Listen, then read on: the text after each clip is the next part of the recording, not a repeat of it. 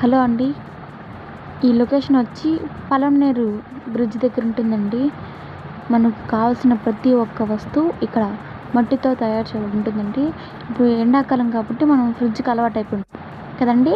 అలా కాకుండా ఈ కుండలో వాటర్ పోసుకొని తాగితే చాలా ప్రశాంతంగా ఉంటుంది.